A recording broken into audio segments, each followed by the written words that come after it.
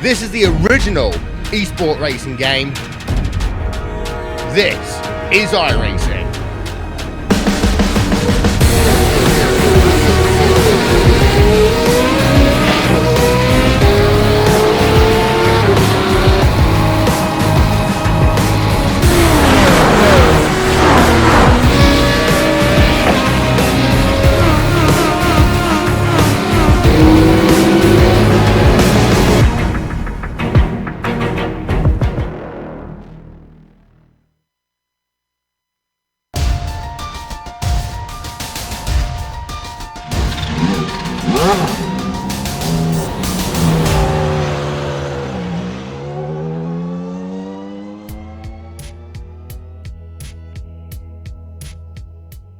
Gerber's win at Monza was his third of the season, but his trio of victories are split by a pair of zeros.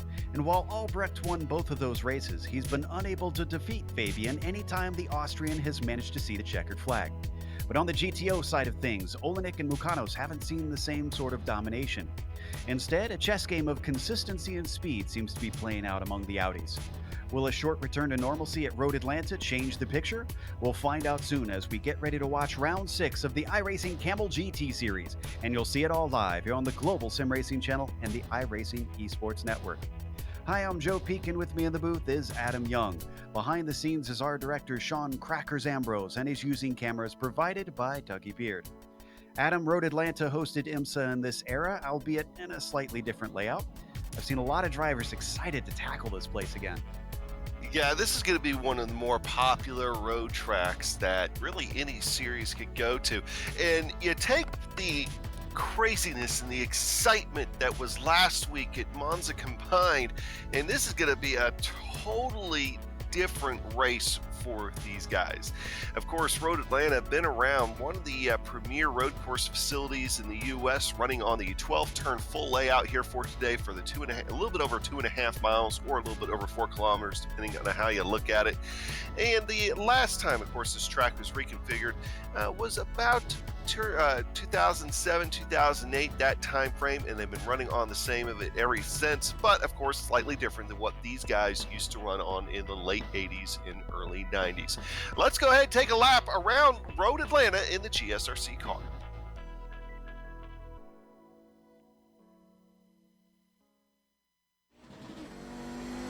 All right, we're in the GSRC Audi, so let's do a lap around Road Atlanta.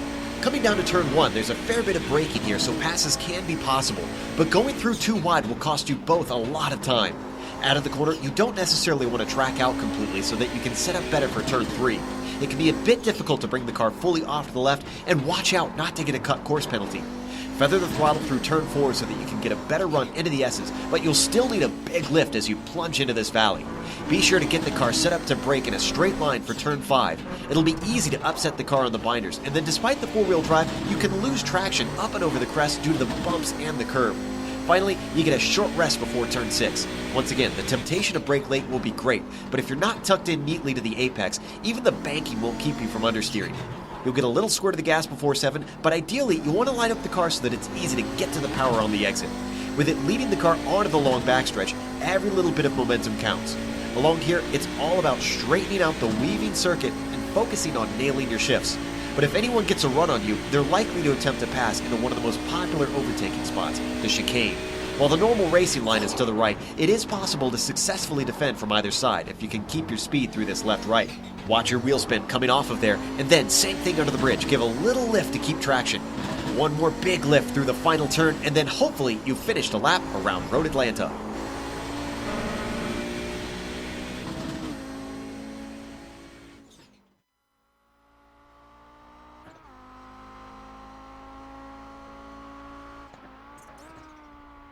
See a lap around Road Atlanta as we watch the cars run around for qualifying. Let's take a chance to look at the championships, starting with the GTP cars. Up at the top of these, Justin Albrecht 9 points ahead of Fabian Gerber. Now, they have one of the drop weeks included, but this doesn't change Gerber's points. Same thing with Albrecht, since Albrecht missed the first round. They stay the same with or without. Krejcik and Fabian have both jumped up 2 positions.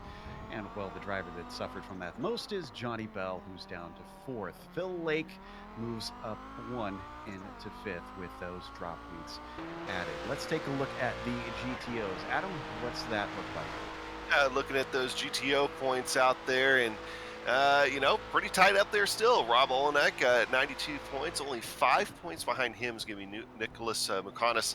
Ove Changarita 12 points behind. Riley Thompson 23 points behind. So the top 4 are only separated by 23 points. And in all honesty, Reed Miller not that far behind with 44 points. 6 races in, this top 5 still very much in play. Awesome stuff in the Audis. Now, if you've never watched this series before, here's what we've got in store at Road Atlanta. It is a 40-minute race for the halfway point here at round 6. That means that they have no scheduled stops for fuel. Now, you can still come in and get damage repaired if you get any, but you're going to be severely hampered since the drivers aren't expected to come in for any reason during the course of the race. 25 points go to each of the winners in each class, and they have no spare car. And, well, that will be important since this track can bite very quickly and very harshly. As always, this series is brought to you on the iRacing Esports Network. Make sure and subscribe when you get the opportunity. All you got to do is go to their YouTube page. If you haven't subscribed yet, the subscribe button will be big and red, letting you know. Do that, and you'll get all of the Kamel GT series in your YouTube feed.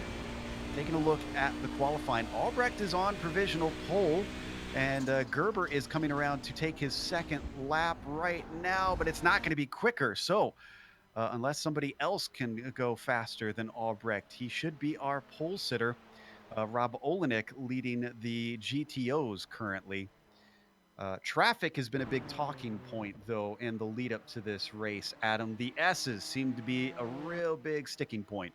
Yeah, in any multi-class race that I've ever done in Road Atlanta, it's always the S's that come up, and you got to have patience. Yes, you can lose a lot of time having to follow a slower class through the S's, but the alternative to losing that time is taking both cars out, and that sometimes happens quite a bit. That's why a lot of people try to be very careful and really think 4 or 5 times, not just twice, 4 or 5 times before you try to pass somebody in the S's.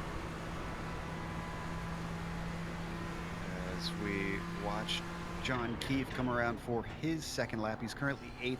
He's usually not the best of qualifiers, so I don't think he's going to be toppling Albrecht, but he could get onto the first few rows here. Let's see what he holds across the line.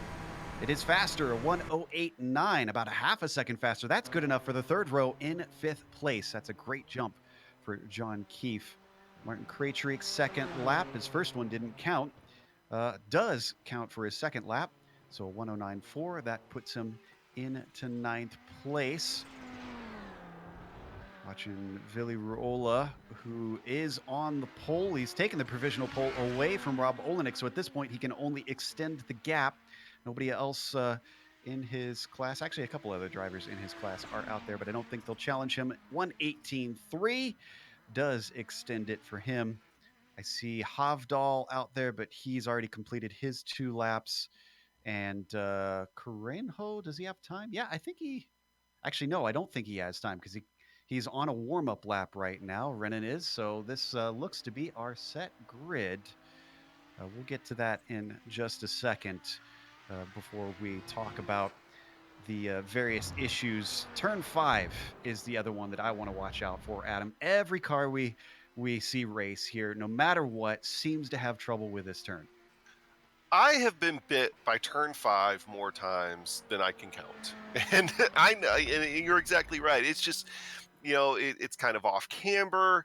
The car gets really light right there, right at the top of the hill. There's about 4 things going the way that's going to throw the car loose and suddenly oversteer on you. And next thing you know, you find yourself in the wall because either you slid into the wall, in an oversteer condition, or you overcorrected into the wall, because of an oversteer condition. So one way or another, I mean, you got to take it easy through there.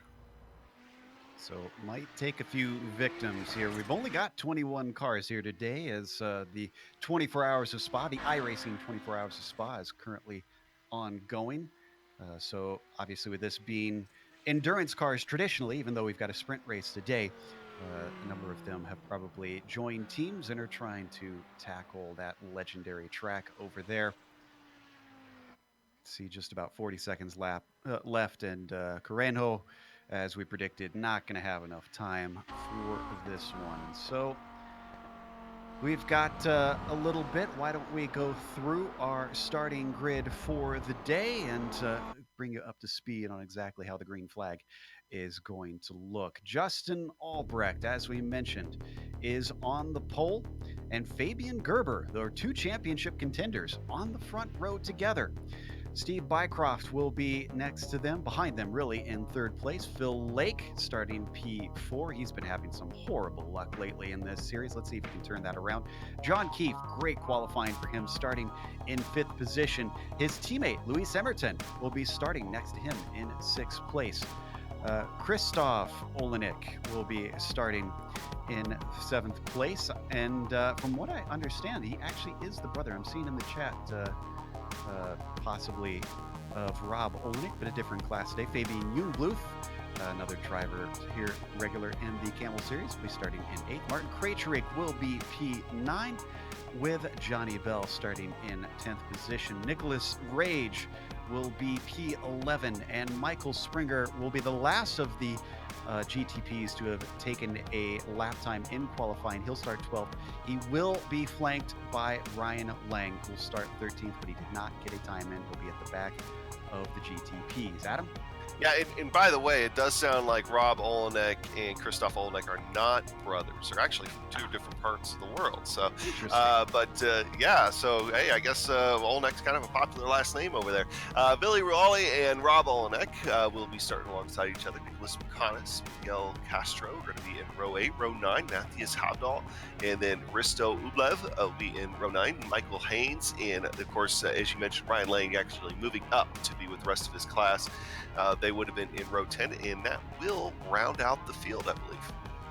Just as the pace car starts to peel off, and indeed, you're right, Christoph, hailing from the Central Eastern Europe Club. So apologies to Christoph if we're not saying your last name how they do over there.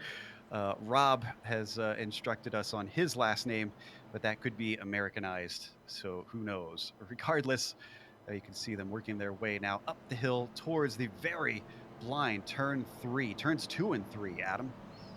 Yeah, you go up over that crest going into the S's here, and there's been times where a car has been spun sitting in the middle of the track. You have no idea they're there. You really got to rely on that iRacing spotter to tell you if there's a car stuck in the middle of the track or not sometimes, or have your own spotter. But that's definitely a problem area. Come through the S's, which we discussed a little bit earlier, and then finding their way through turn 5. You can see the Audis splitting themselves a little bit back. That's, if you're new to multi-class racing, that's very normal. They try to give each other a gap so that they don't run into the back of the Nissans if they're a little bit slow or if there's a wreck up in that group. As we ride on board with Rob Olenek, the Dirty Torque driver. Currently, the temperature out on track is actually incredibly ideal as it's early in the morning, just shy of 9 a.m. here, virtual standard time near Atlanta. 70 degrees on the surface, Adam. Should be very grippy. Should be, but at the same time, though, that track temperature will go up as the sun gets a little bit higher in the sky. Maybe not a whole lot, being only about 8:45 in the virtual morning, but the track temperature should still rise by a couple degrees, which will mean the track will get slicker as the tires get older. Could make the end of this race a little bit more on the interesting side. Looking back from the 007 cam, as we like to call it, that Dougie has given us on board our pole sitter. That is another one of our Dirty Torque drivers, Phil Lake, back there next to Bycroft that we're looking at. But they're coming through the chicane, and Albrecht is going to lead them through the final quarter once that Porsche pace car peels off. There he goes. Albrecht waiting, checking everybody up, but the green flag is now out, so he gets on the loud pedal and splitting the middle, back in third place, causing a big problem. That was Luis Emerton on his lid before he even gets to the green. Let's go to the Audis.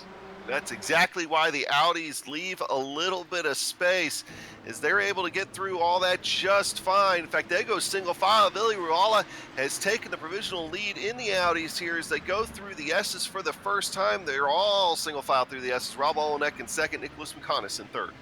Get back to that replay a little bit later once things settle down. Right now, it is Albrecht leading Gerber. He got a good jump, and Steve Bycroft in third, John Keefe in fourth now because of the incidents that we saw, working their way onto the backstretch. Everybody single file. They've gotten settled out after that early chaos. It definitely was chaos. The entire field now, both Audis and Nissans, for the most part, are running single file. Michael Springer just tried to take a sneak around Nicholas Rage, but nothing's going to happen there.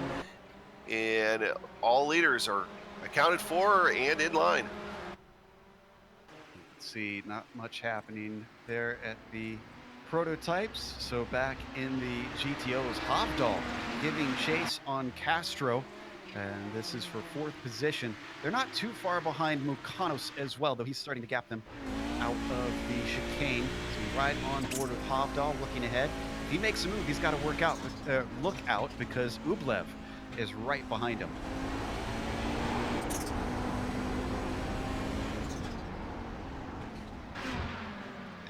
Three-car battle right there continues to go. Miguel Castro having to hold off Hovdal and Ublev also. So you have three cars. McConis, though, McConis slips up just once, and he's going to be involved in that. Castro getting a good exit off of turn 5, keeping him safe from Hovdal. Cristo continuing to stay right behind in his tire tracks. Again, this is for fourth position. The draft, I understand, in these Audis, pretty powerful. Oh, and a missed shift from Castro coming out of turn 7 rather, and Hovdal's going to try to take advantage of it. Finally, it looks like Castro's able to get himself going. Ublev stuck behind both of them. Is he not willing to try and take it 3 wide? Castro slow into the chicane as he breaks a little bit early, so give fourth place to Hovdal. Big move, big power move, taking advantage of the mistake from Castro. And now we'll see if with clear air if he's going to be able to try to catch up to McConis. Not missing anything up in the prototypes. This is one of our best battles currently. Here down in the Audis, up the hill towards 2 and 3 once more. Ooh, little shallow entry for Castro. He seems a little out of sorts here in this last lap.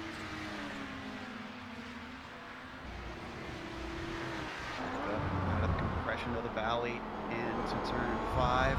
Let's watch from onboard Castro. See if we can pick anything up from over his shoulder.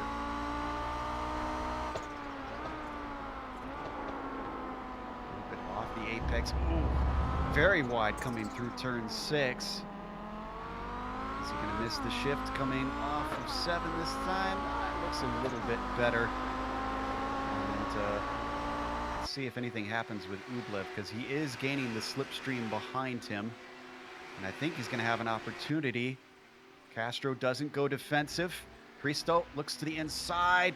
He's got a nose in, much better in the later part of the braking, but he's got to gun it off the corner, side by side, and he does. The long way around to the second apex, give 5th place to Cristo Ublev.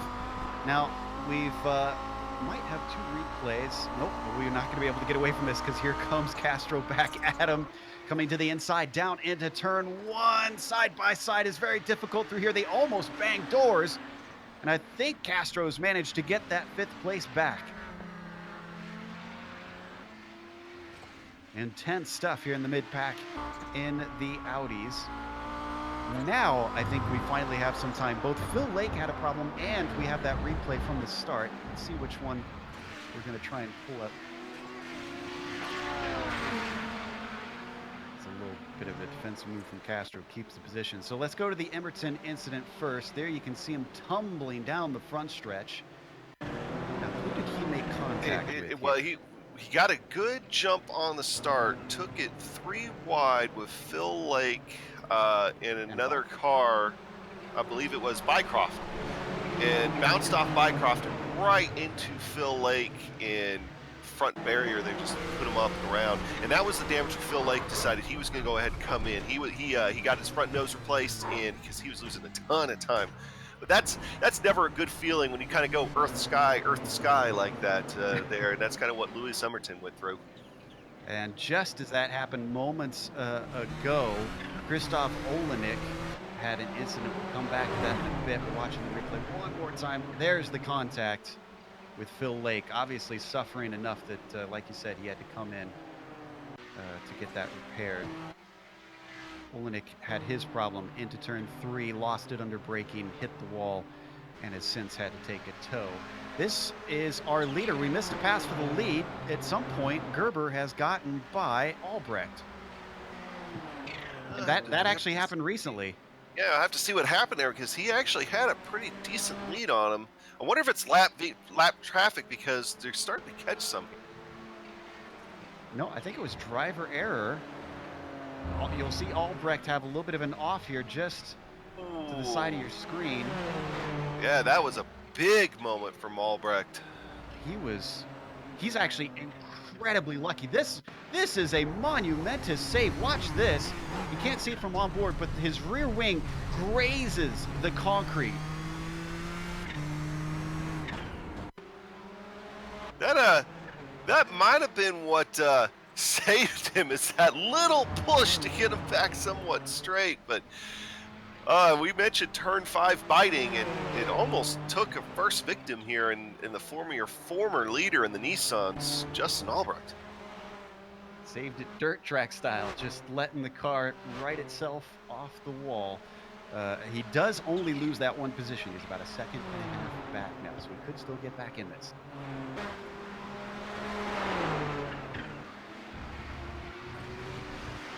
Meanwhile, we haven't really talked about who is our leader all that much in the GTOs. Willy Rolla has been in command down there. Rob Olenik's trying to chase him. Remember, Olenik not as concerned with Willy because he's really not fighting for the championship. It's Mukanos behind him that he really wants to stay ahead of. Currently, firmly 2 seconds ahead of his rival.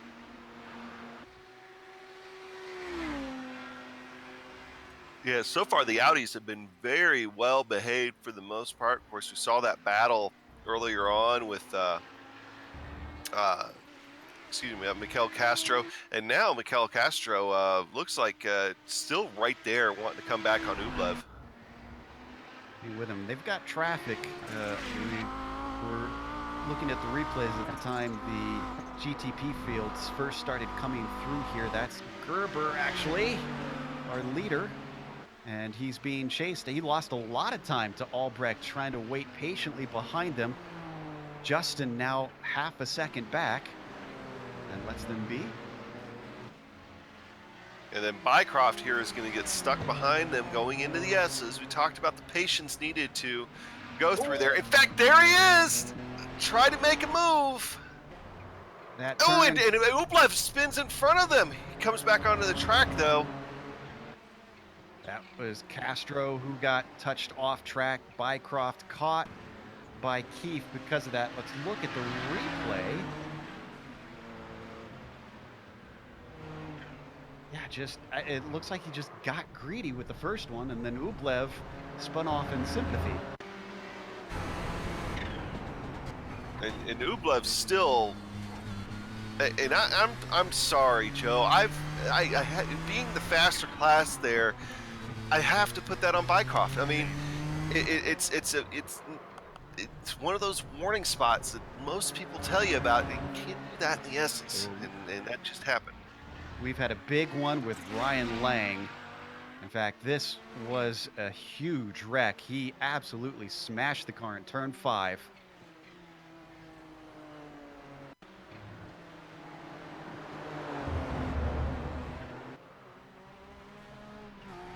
See, the thing gets turned around as he was trying to save it over the crest, and I think he's able to get it going, but he slid along that concrete for a long ways. He did, and that's kind of that overcorrection there that we were talking about. That he already felt himself getting loose when he went onto the curbing. When he came off the curbing, because he was correcting, the car threw itself the opposite direction and ended up in the concrete. Bycroft with more problems. I think he self-spun.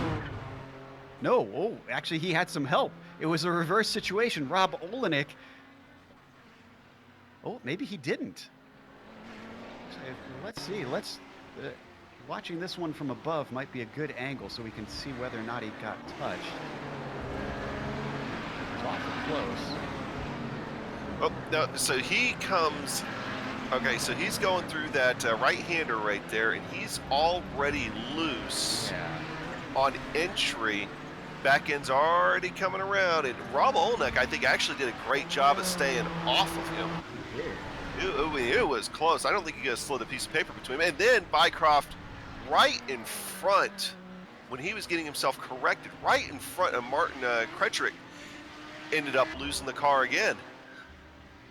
As we came back live, that was Martin that you saw off track that Rob was just going by. Rob is down in third. He was overtaken by Mukanos when we weren't looking. Bycroft has since had to come in to get repairs for his damage. A lot happening. You talked about the chaos at Monza. Now, it's not quite as crazy, but this is certainly proving to be an eventful race. It is. Several guys with damage now. I'm even looking with Billy Ruala here. It seems like he wants to have, it has a little bit of nose damage, but I can't find where he got it from, so it might have been curbing. Then you on screen. This is Springer looking to the inside of Bell, down into the chicane. This is for sixth position. Springer, unfortunately, not able to outbrake him. So he's going to size him up once more, look for the run off the final corner. He might just get it. Great momentum on the side of the number 17. Down to the inside of the corner. Deep onto the brakes goes Johnny Bell and keeps him back. Hovdal to their outside as they approach turn 3. Interrupts the battle momentarily. Hovdal stays out of the way politely. They continue on. Johnny Bell trying to make up for a probably would have been maybe to him a disappointing Lotus 49 race earlier on at Indianapolis. So he made the trip down to Road Atlanta, now trying to these Nissans and having himself a bit better today than he had there at Indianapolis. Still under attack from Springer. In fact, Springer's got a great run coming off of turn 7. He's going to use the slipstream, and he's given the inside as Johnny Bell takes to the racing line. Can he hold him off yet again? Down into the braking zone of the chicane. Johnny Bell, once again, just incredible on the binders. That's the second time we've seen him come back to the fore once they hit the brakes. I think he's got the momentum here, but he's still going to have to go around the high side as Johnny Bell takes that defensive line going into turn 1 here. He's going to try the over-under. That's a battle for position for second place in front of him. That's Olenek dealing with Mukanos as our two storms come together. Johnny Bell once again holds off Springer. Olenek not able to get by Mukanos. They all go single file. Both Nissans having to wait slowly through the S's down through the valley behind our GTO drivers. Now they're able to sneak by Olenek, who pulls off to the side. Springer and Bell getting to the inside down through turn 6. Mukanos stays out of the way. Olenek trying to size him up off the corner. Bad exit for Springer. Off of turn 7, denies him the opportunity, but now the battle is back on for second between our GTOs. That worked out about as well as it could. Nobody really lost time to each other. Granted, the Nissans lost time to the overall leader right now, but Fabian Gerber is also, Billy Ruala is also kind of setting sail on them too. So look at this side-by-side action. Olenek going the long way around to the first apex. He had the inside of the second one. Mukanos carries his speed well, but he's a little too far to the outside. Has to save the car from going in the grass out of the final corner. That gives second place to Olenek. Nice Got stuff. Nicholas Rage coming up behind him now. So He'll show patience through the S's. I was just going to say, let's hope he doesn't show his name through the S's and just wait here. He's not battling with anybody. He is going to wait behind. Mukano's looking a little slow down through there. He's lost time to Olenek. Now Rage goes through. He's running in 8th position, trying to run away from the charging Phil Lake, who's coming back through the field after his damage repairs.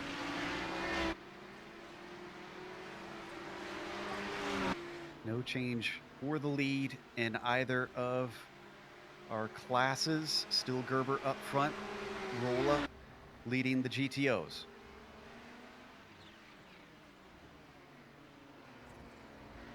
Olenek going to temporarily split Lake and Rage. Go ahead. I was going to say that the Johnny Bell and Michael Springer battle that we're watching here is also still very much tight. In fact, once again, going into turn 1, Johnny Bell had to take a defensive line against Michael Springer. Now they go through the S's, and these two are definitely respecting each other, giving each other plenty of room, but also still racing tight, exactly what you want to see. And it's just that Michael Springer right now cannot find a way around Johnny Bell. I don't think he's going to have anything to do here in the slipstream coming up either. I still think he's just a touch too far back, but I've been proved wrong before. Yeah, credit to Bell. That number 16 car has been holding it that position down for a number of laps and not letting him by. Not sure. Oh, maybe that will change just now because he's been given the inside. But Bell, every time they've done this before, has outbraked him. And once again, just able to keep in front of him when it counts. Not the same for Nick Rage. Phil Lake manages to get by on the backstretch and move himself up to 8th position.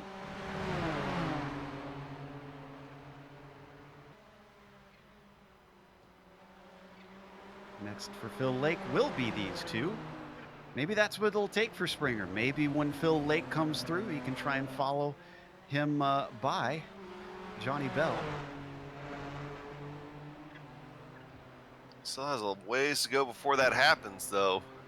I'd be trying to make a move before that, but you might not be able to. I mean, they're about 10 seconds now behind Martin Krejcik.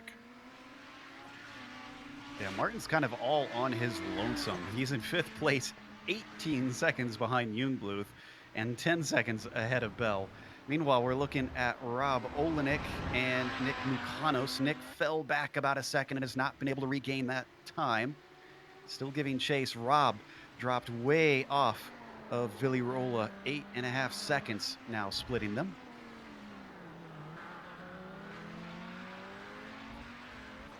Oh, and our lead is closed up. Our lead in the prototypes has gotten down to less than half a second. I think this was traffic. They just went by Hovdal. And this allows Justin Albrecht to now get a whiff of an opportunity. He's looking fast down the backstretch. I'm not sure that he's going to have enough track by the time they get to the breaking of the chicane, and indeed he's going to stay on the racing line. More traffic in the form of Haynes in front of him.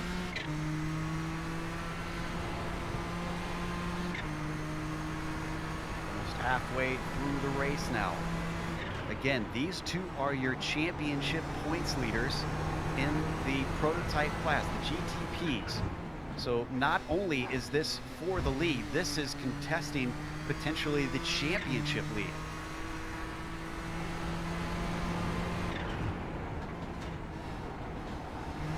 Now they come upon the battle between Mukanos and Olenek. They get by Mukanos. Gerber gets held up behind Rob coming through 6. Looks to the inside, down through 7. And into his teammates! Both dirty torque drivers off track through turn 7.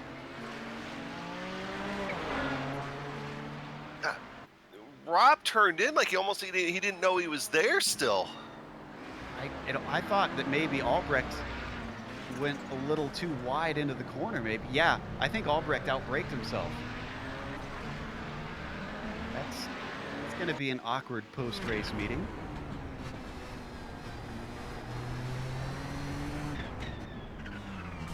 cost himself a chance at the lead and cost his teammate a chance at second place. Both battles now suddenly squashed. And in the meantime, I see that Ryan Lang has come into the pits, and that's because he had another accident at turn 5 recently. This one not as hard of a hit as before. Actually, I don't think he even really hit the wall in this incident. He just spun, came to a halt. Maybe the car not handling how he wanted. He's come back out. Meanwhile, on screen, Johnny Bell and Springer getting very, very tight. Bell to the inside and down into the first corner. They are joined by Phil Lake behind them. Bell stays in 6th place.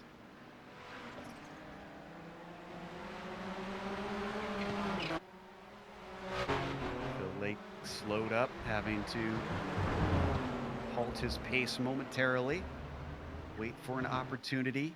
He gets a great run off of turn 5 as Michael Springer comes off to the left into the racing line. He sees Lake down there.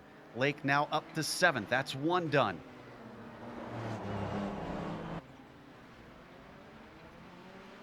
Off of the corner. They put another lap on Renan Carreno. Goes after Johnny Bell. Very quickly drops Springer. So if Springer was hoping for the opportunity to try and get by using Lake as a pick, he's not there to take advantage of it. Lake down to the inside, late into a turn, the final chicane. Johnny Bell's not going to give it up easily, though. He's holding his own, but around the outside, carrying the momentum and a little bit up onto the curves. Phil Lake muscles his way through. Yeah, and I think that just slowed his momentum up enough that Michael Springer able to get right back to the rear wing of Johnny Bell, but not quite able to do anything with him here. A little bit more Audi lap traffic in the form of Michael Haynes. Michael Haynes actually driving off the track to give them room. Yeah, he was already offline. I think he figured might as well completely get out of the way. Meanwhile, we've got a battle for third in the GTPs. John Keefe just overtaken by Fabian Jungbluth in brilliant fashion through the chicane. We need a replay of this one.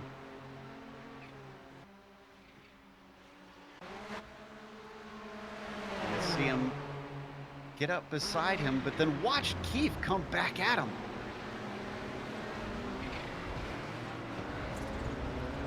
Great stuff.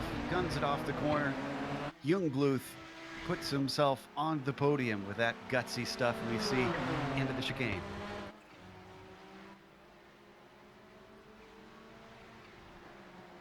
He unfortunately is a whole 12 seconds behind Justin Albrecht, though, so not likely he'll be able to move much higher unless one of the leaders has an issue.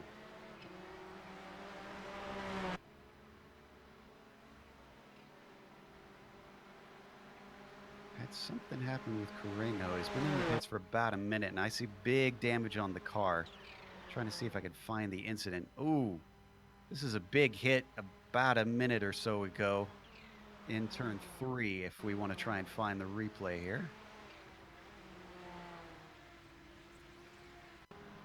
Let's see if we can find this. Oh, there we see just the tail end of the incident when he realizes that that engine is not operating optimally.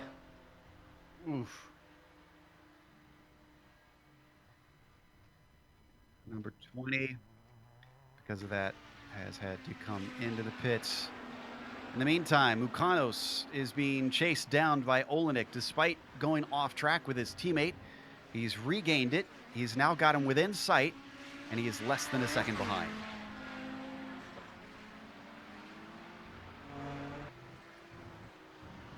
Yeah, so Rob Olenek really, that contact earlier on really did him no favors.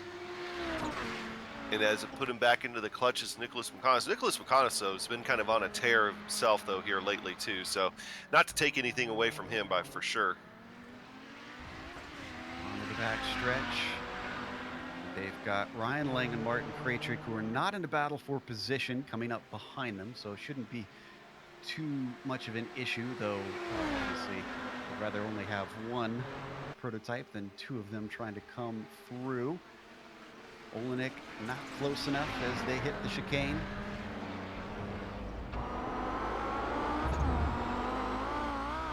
These two drivers have had some great fights both on track and in the points this season. Only 5 separating them at the moment. Craytree going to get by 1 and get by 2. That really opened the door for Rob Olenek. He doesn't step through. Lang behind them, with him being multiple laps down, is trying to stay out of it. He's actually not even getting blue flags for these two, as he's on the same lap.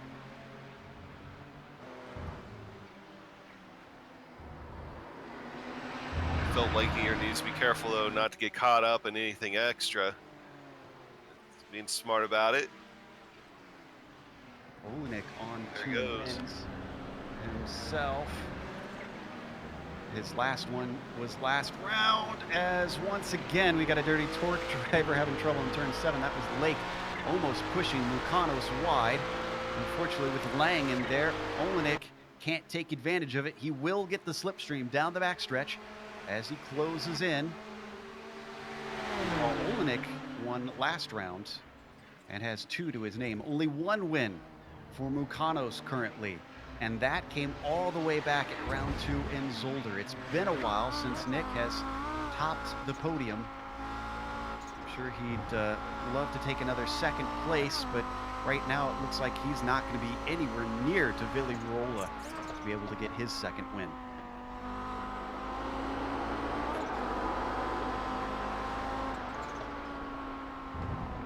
A little bit of traffic is all it takes for Olenek, and he knows it. Both these drivers, a veteran of this series, patiently waiting for something to come about.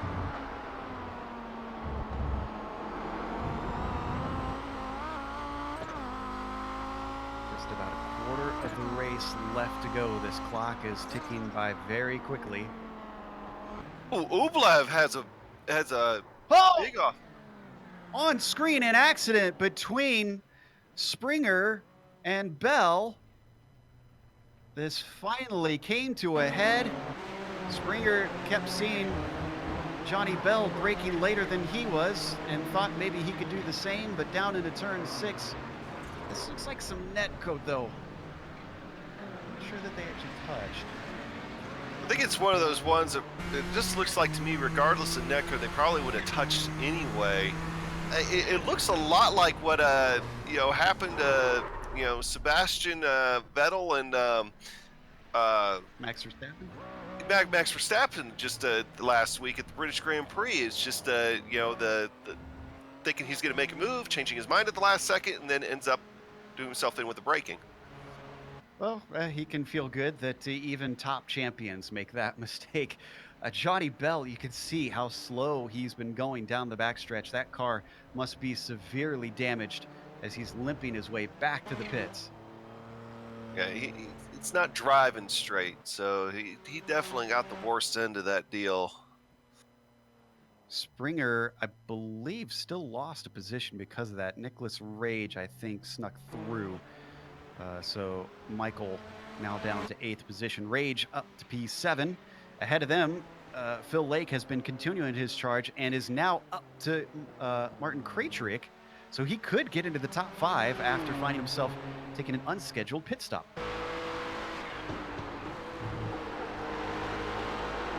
07 again, looking back at in and around the lake. Wow, he gained the rest of that second to him in no time. Navigating turn 5.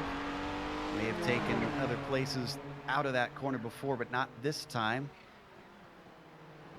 Martin a little bit faster through there, maybe on the back stretch. It's looking more like when, not if, with the pace that he has over Martin, but a little bobble on the throttle for Phil denies him at first. Could he maybe regain it with the slipstream? Yes, indeed. As he gets closer and closer, holding the middle of the track, but not enough of it. Phil Lake looks to the inside, down into the chicane. Krajcik gives up the ghost. Just a Nice recovery drive here today from Phil Lake with that trouble there right off the bat in the first lap. You know, looks like he might very well come away with the top 5 even after all that. And while that was happening, Nicholas Rage lost the position back to Springer and had a great save coming through turn 5. Wonder if we could get a replay of this. Just up the hill out of the S's. Let's see if we can pull this up. There's Rage in his number 17. Car starts to go on him, but the gravel is there. Oh, no, Rage. There's Rage was the one with the incident. Rage in 19.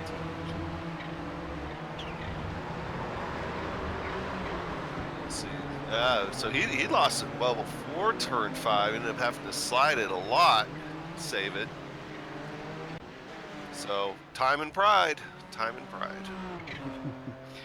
And Rage falls down to 8th position. See, and he just had to work his way around Mukanis and Olenek, who are fighting for position, and now he's got to do it all over again. Did we miss the pass for Olenek into 2nd place? I think we did. This was a couple laps ago, I think, actually.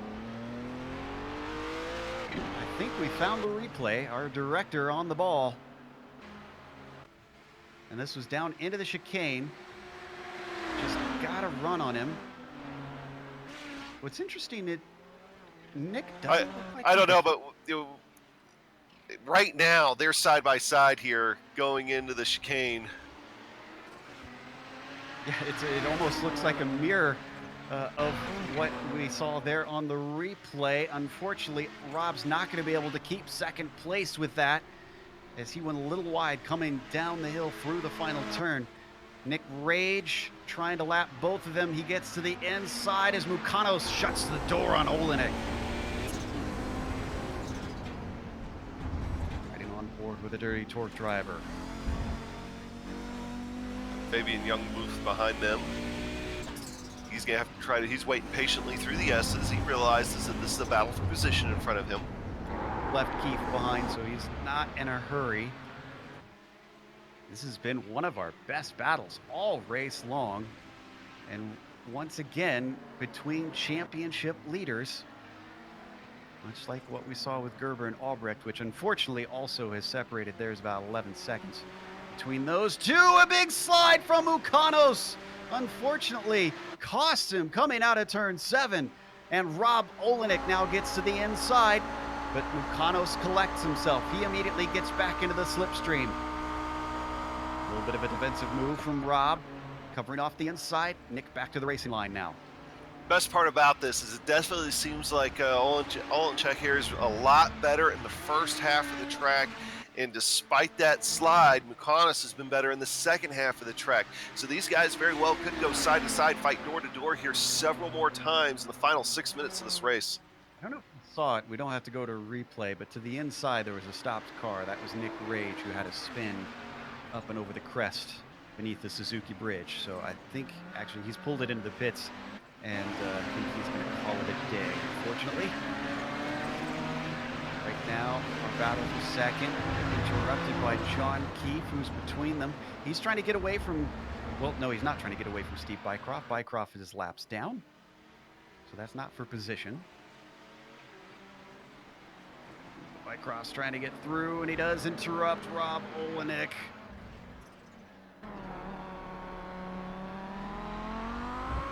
On board with the number 8 of Nick Mukanos, flying down the backstretch. These Audis still get a fair bit of speed on these long straights. They have a lot of oomph and four-wheel drive, 170 miles an hour, 175. A look to the outside as another defensive move from Olenek, and they break down to 60 miles an hour.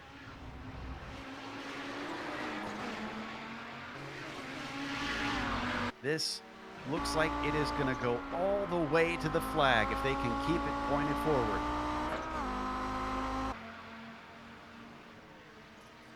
Rob defending almost every corner at this point. Down into turn 1. Unfortunately, that compromises his exit a little bit, and Mukanos once again not able to do anything with it as he covers him off before turn 3.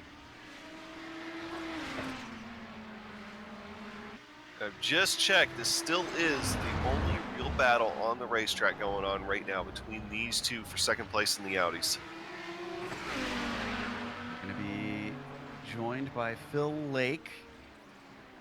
Lake is trying to run down John Keefe, but with 10 seconds, 10 seconds and 4.5 minutes left. I don't think he's going to be able to do it. A little bit off track there from Nick Mukanos as he got close to the back of Rob Olenek.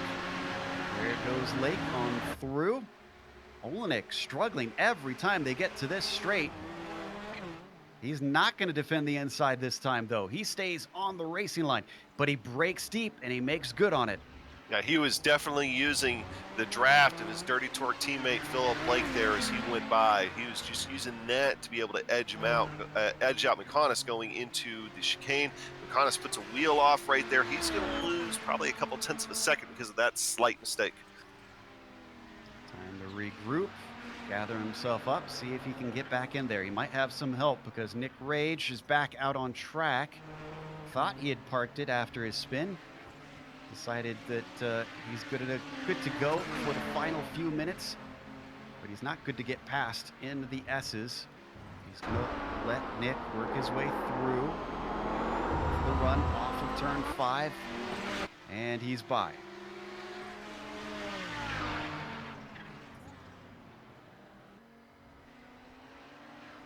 This could hold up Olenek. Nope. He's going to wait behind through turn 7. That worked out beautifully for Rob. The New Englander not held up quite as much as Mukanos. Nicholas Rage kind of weaving a little bit, trying to make sure that he can't use his drafts. It makes me wonder if Rage has some sort of agreement with Mukanos there. Yeah, I'm not sure if they're teammates or not. I wouldn't think so. Actually, I believe Mukanos is another Dirty Torque driver. Is he not? Just with a different paint? Yes, he is a Dirty Torque driver. So, shouldn't have any sort of agreement. They come across the line one more time. Mukanos, 3/10 of a second, 3/4 of a second behind the number 6 of Olenek. We have 2 to go as Gerber just crossed the line. His car is lapping at about 1:10. About 1:10. Look at his last lap time there, Joe. It's about as close to about 1:10 as you can get.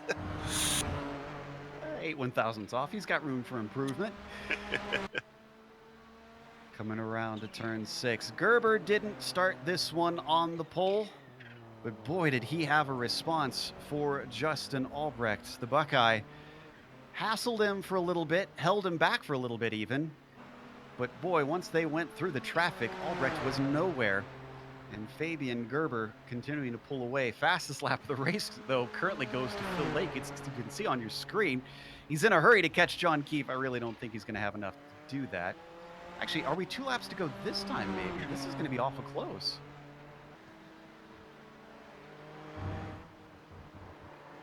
Yeah, just about enough to have 2 laps to go.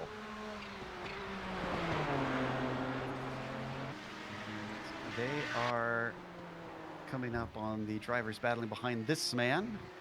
Our leader in the GTO is Vili Rolla, leading by roughly 7 seconds. He's had really nobody near him in his class all race long.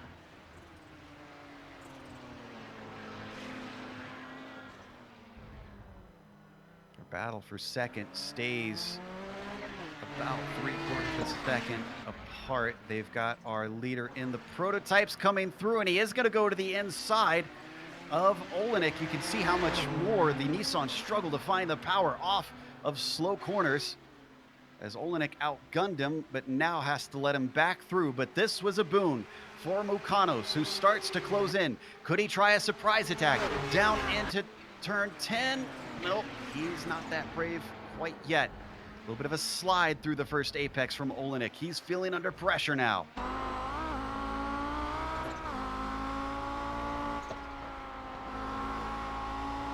On board the gearbox of Olenek. Looking back at Mukanos, I love how these Audis from this angle almost look like old NASCAR stock cars. Yeah, it would have been about that same era where you still kind of had that still boxy look of the cars. I mean, it'd been that was my favorite generation in NASCAR too, by the way. I'll throw that out there. They just looked aggressive. But looking at your leaders right now, Fabian Gerber just getting around Billy Rualas. So that means this race is going to end for both classes very close together here. It will indeed. We'll try to go back to that battle if it starts to erupt, but let's give a little love to Fabian Gerber. He's not leading the championship right now, but he could switch that around soon.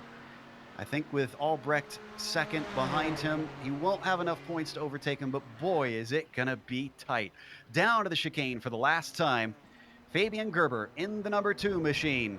Up and over the crest. Down the hill is gonna take victory in round 6. Rolla immediately behind him. Victory in the GTOs. And something happened to Mukanos as he fell back 2 seconds. Trying to figure out what exactly happened.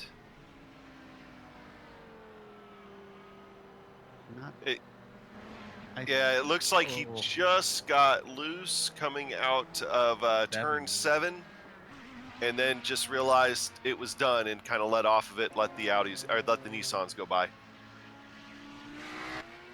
Late race mistake with just a few corners to go denies the opportunity, and Olenek is going to extend his points lead. The last of the drivers cycling across the line, as Martin Krejcik going to be our last of our prototypes on the lead lap. That's going to take us to break here. We'll come back with the official results as well as driver interviews. If you watch on screen between now and then, you'll see all the upcoming races here on the GSRC.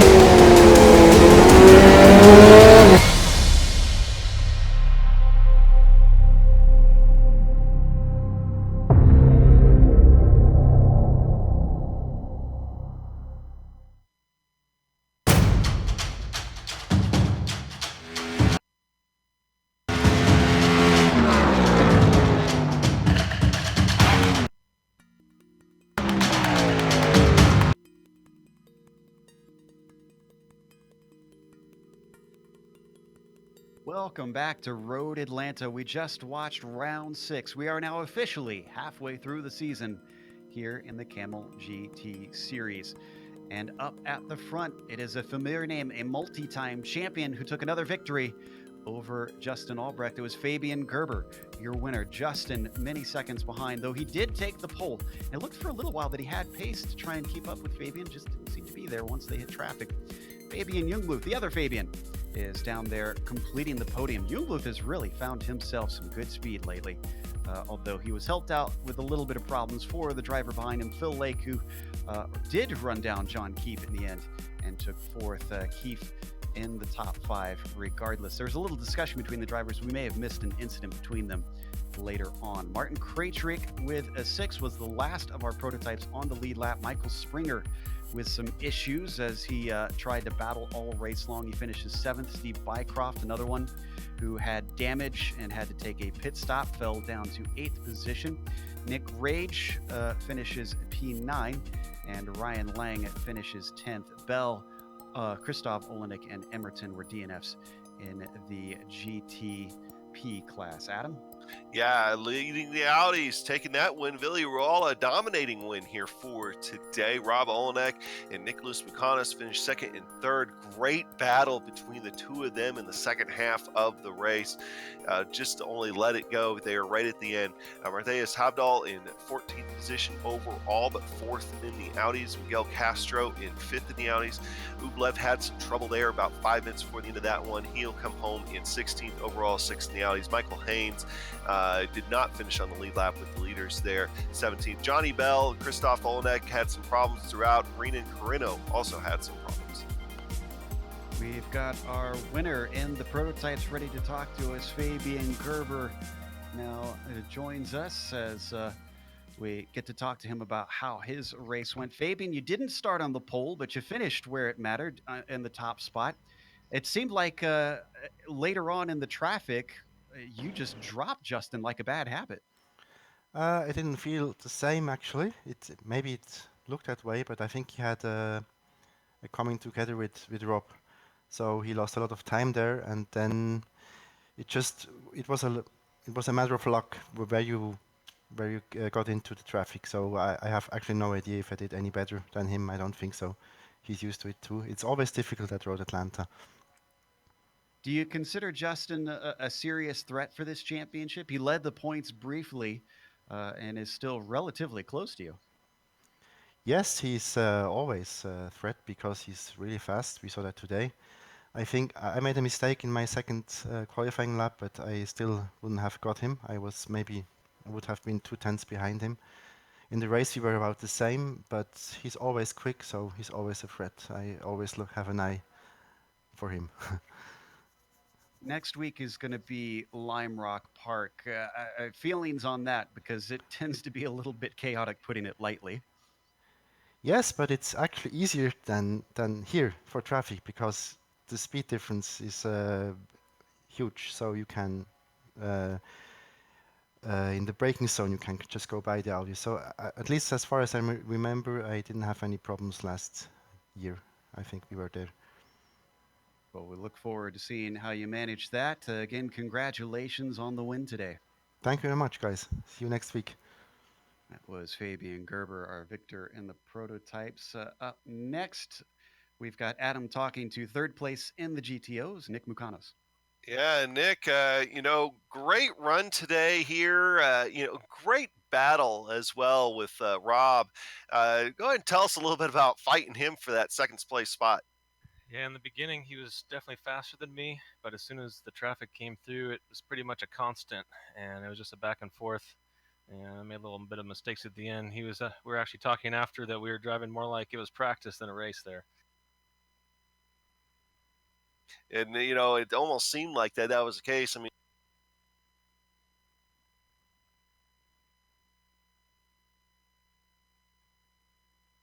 I think we may have lost Adam, unfortunately. Okay, I'm back. I'm There. here. All right. Sorry about that. No, I was saying, you were gaining on Villarreal there at the end by about a half second to a second a lap, just working together with Rob and also still while fighting too.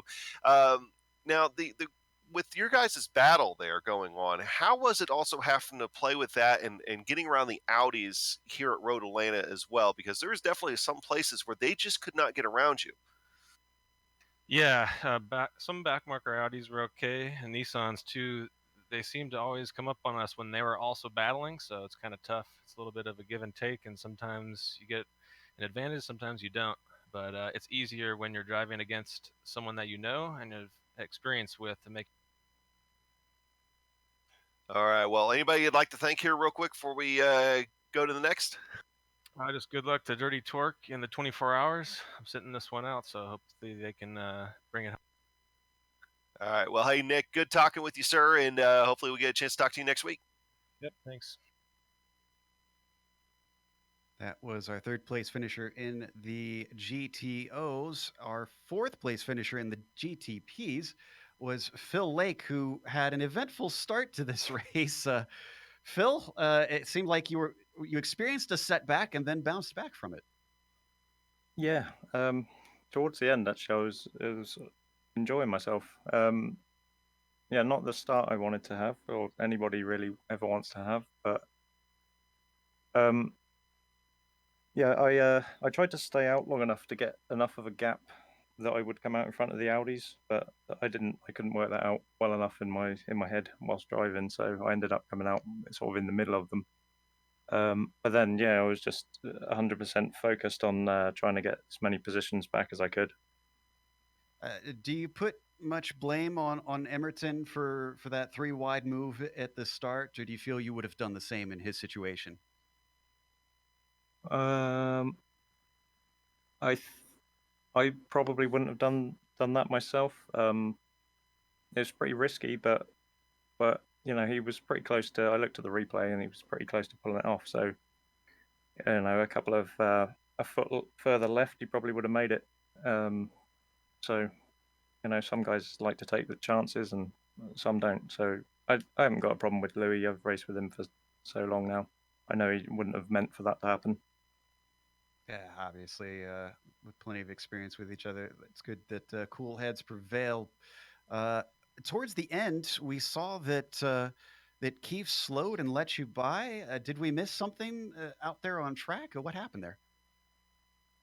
Oh, I assumed he'd run out of fuel because he was slow down the straight, but if he didn't, then I'm not sure why he let me go. Yeah, I'll have to speak to him about that. Well, we might get to talk to him in a little bit here and ask him.